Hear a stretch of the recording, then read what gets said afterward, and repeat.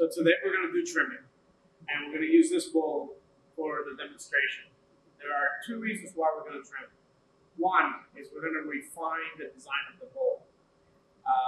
Maybe reduce some of the circumference of the bottom.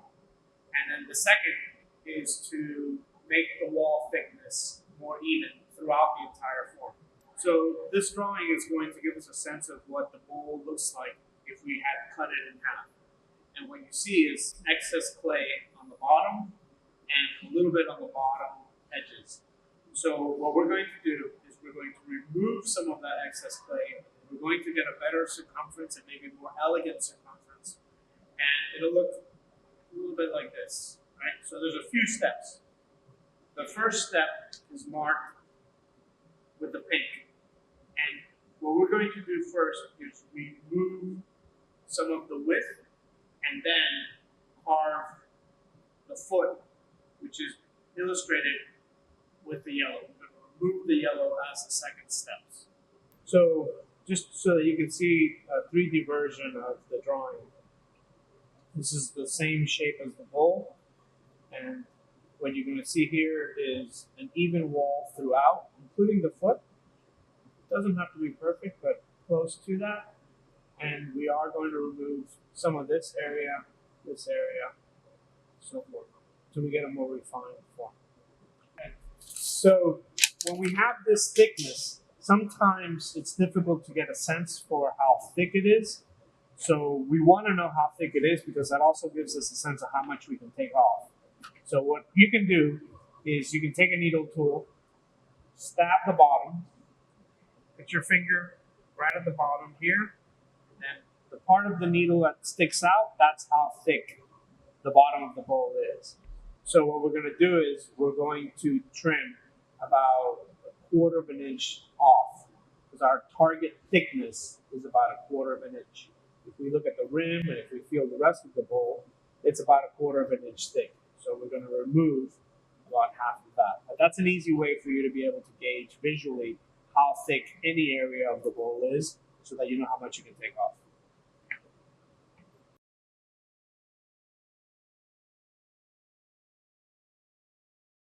The next thing I want to talk about is how firm should this be.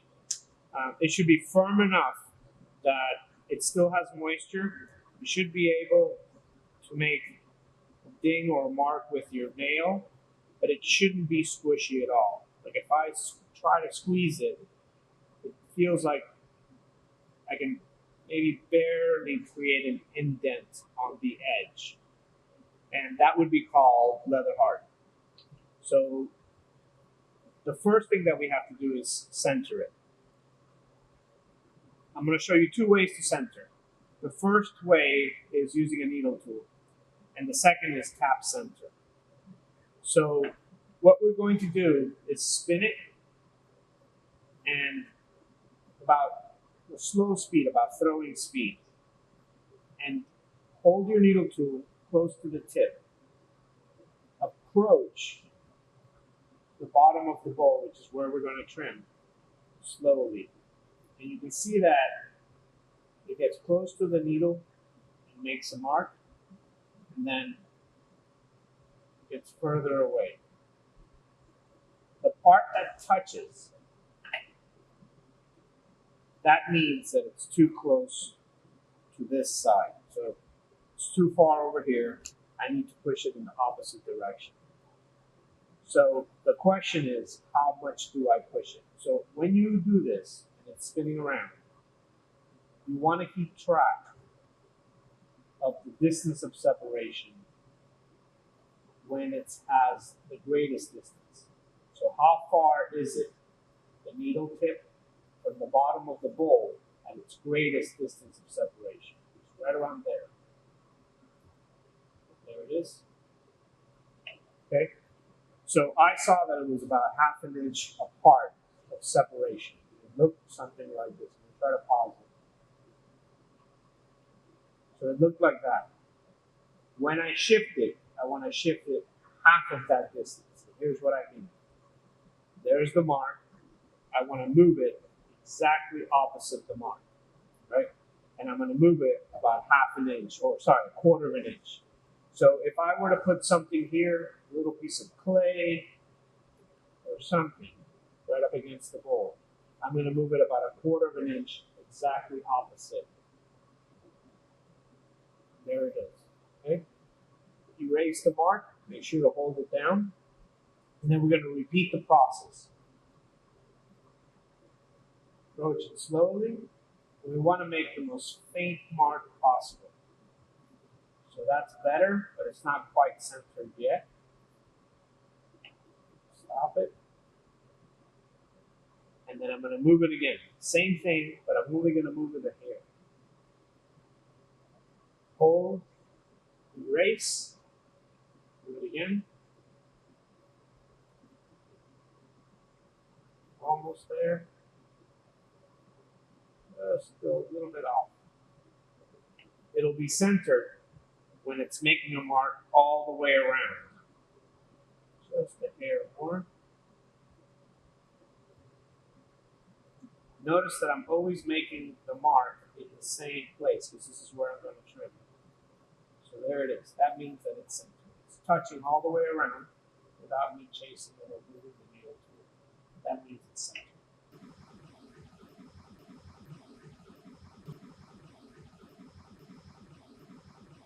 So the next way that you can center is a little bit more difficult, takes a little bit more rhythm. It's called tap centering. So what you do is around the same speed, and then what I'm doing is I'm using my left hand to feel the bowl, and then using my right hand to tap against it. So the idea here is that when it touches my left side, that's kind of like the needle tool. And then by the time it gets to my right side, I give it a little tap. It's really difficult to try to time that way. So what I try to do is just get into some kind of rhythm. Just try to get a sense for the rhythm of the bowl's rotation, the force of my tap. Obviously, if it's really close to being centered, my tap has to be very gentle. Otherwise, I will overdo it. And that's the same thing that we did before with the needle tool, but instead I'm using the center. Okay? So now we're going to secure the bowl so that it doesn't shift while we're putting pressure with the trimming tool. So take a couple pieces of clay. This should be a little firmer than it is when it comes out of the bag for you to throw. So hold, take it, push down in the center, squeezing down, not against the bowl. And that will secure it. Switch your hands, and then do the exact same thing, but on the opposite side.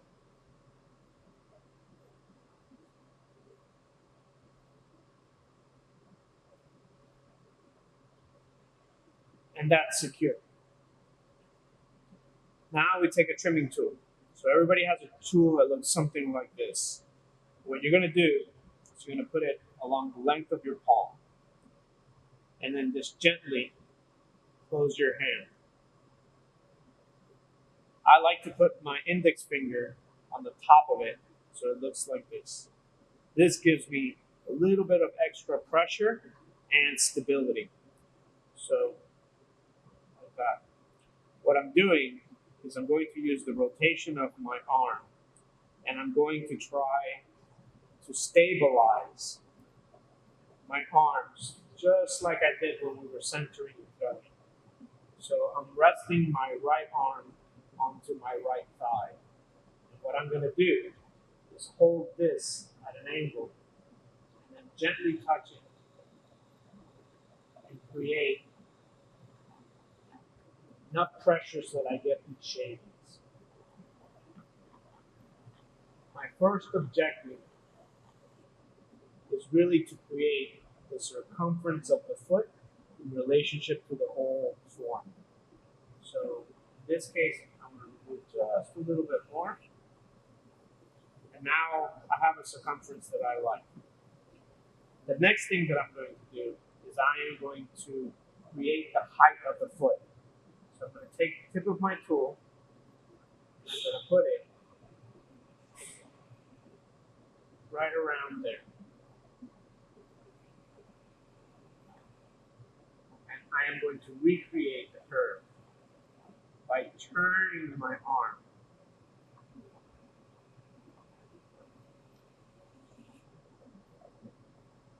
Okay? Tip down. I'm going to hold it more straight up. And I'm going to remove this. You can see that the foot starts to reveal itself.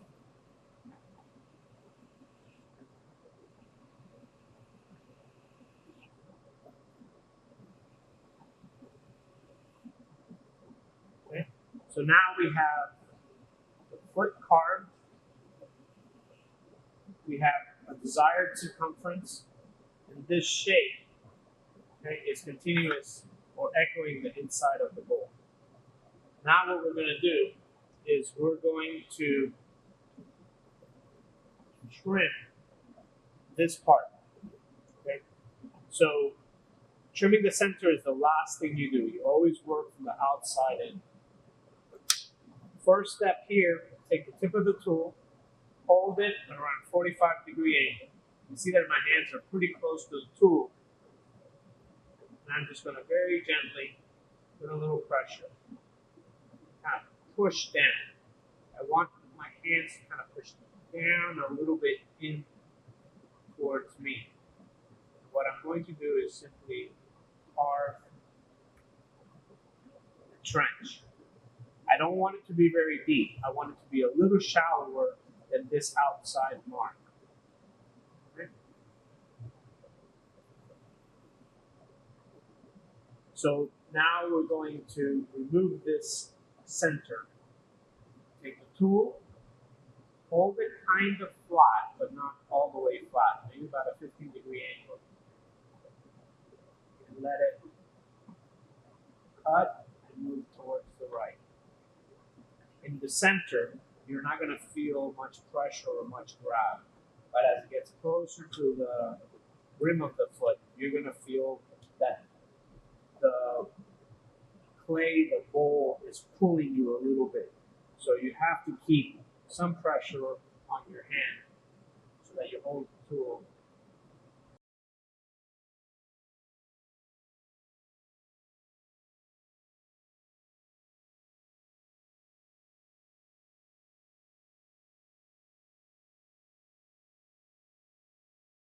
So this and the inside line up with each other.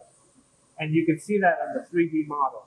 If I were to draw a continuous line here, these 2 points meet and the foot simply sticks out. That allows you to have an even thickness. So you can see that here as well. So these 2 points line up with each other and thus give us an even wall thickness throughout. Last thing we're going to do is just smooth out the bottom of the bowl where it's going to rest. I like to take like a rubber rib, something like this. You guys may have a blue one. You can use your hand as well. But all I'm going to do is just kind of bend this a little bit. And that's going to give me a nice, smooth, and strong surface. It's going to prevent that from being rough and scratch a surface when I put it down. You can use this as well if you want to smooth some of the surface. Okay? And that's a trimmed bowl. We can then remove this. The other side. So now this is more complete, it's more refined, and it should feel much more comfortable in your hand.